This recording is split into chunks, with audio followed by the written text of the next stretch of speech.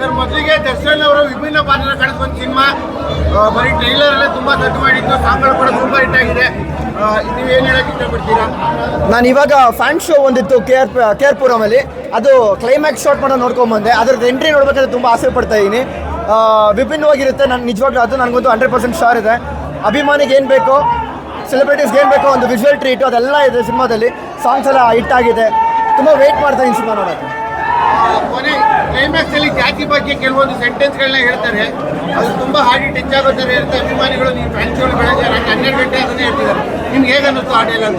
ಅದೇ ಇವಾಗ ಅದು ಯಾವುದೋ ಒಂದು ಟ್ರೈಲರಲ್ಲಿ ಯಾವ ವಿಚಾರಕ್ಕೂ ಯಾವುದಕ್ಕೂ ಒಂದು ಇಶ್ಯೂ ಮಾಡಿದ್ರು, ದೊಡ್ಡ ಮಟ್ಟಕ್ಕೆ ತೊಗೊಂಡೋದ್ರು, ಅದನ್ನು ಹಂಗಾಗ್ಬಿಡ್ತು ಹಿಂಗಾಗ್ಬಿಡ್ತು ಅಂತ. ಅದಕ್ಕೆ ನಾನು ಪ್ರತಿ ಸರಿ ಹೇಳ್ತಾ ಇರ್ತೀನಿ, ಒಂದು ಟ್ರೈಲರ್ ನೋಡಿದಾಗ ಇಲ್ಲ ಒಂದು ಟೀಸರ್ ನೋಡಿದಾಗ ನಮ್ಗಳನ್ನ ಜಡ್ಜ್ ಮಾಡೋದಲ್ಲ, ಇಡೀ ಸಿನಿಮಾ ಕೂತ್ಕೊಂಡು ನೋಡಿದಾಗ ಆ ಒಂದು ಲೈನು ಎಲ್ಲಿ ಟಚ್ ಆಗಿದೆ ಅಂತ ಅವಾಗ ಜನಕ್ಕೆ ಅರ್ಥ ಆಗುತ್ತೆ.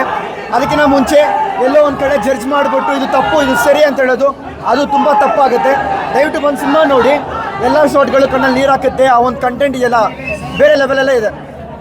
ಅದೇ ದರ್ಶನ್ ಅವರು ಒಂದು ಸ್ಟೇಟ್ಮೆಂಟ್ ಕೊಡ್ತಾರೆ, ನಮ್ಮ ಮನೆಗೆ ಬರಬೇಕಾದ್ರೆ, ನಮ್ಮ ಊರಲ್ಲಿ ನಾವು ಬರಬೇಕಾದ್ರೆ ಬೇರೆ ಯಾವ್ದೋ ಪರ್ಮಿಷನ್ ತಗೊಬೇಕಂತ.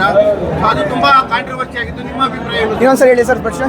ನಮ್ಮ ಮನೆಗೆ ಬರ್ಬೇಕಂದ್ರೆ ನಮ್ಮ ಊರಲ್ಲಿ ನಮ್ಮ ಸಿನಿಮಾ ರಿಲೀಸ್ ಮಾಡೋಕ್ಕೆ ಯಾರಿಗೆ ಭಯ ಪಡಬೇಕು ಅಂತ ಸ್ಟೇಟ್ಮೆಂಟ್ ಕೊಡ್ತಾರೆ.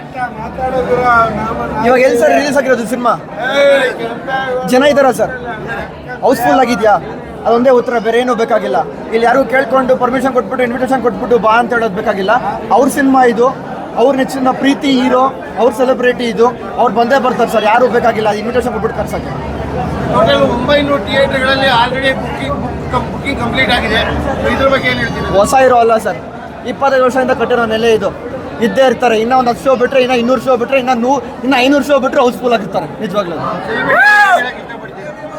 ಸೆಲೆಬ್ರಿಟೀಸ್ಗೆ ಏನಿಲ್ಲ ಸರ್, ಇದೇ ಜೋಶು, ಇದೇ ಕ್ರೇಜು. ಪ್ರತಿ ಸಿನಿಮಾ ಬಂದಾಗಲೂ ಸೆಲೆಬ್ರೇಟ್ ಮಾಡ್ತಾನೆ ಇರ್ತಾರೆ.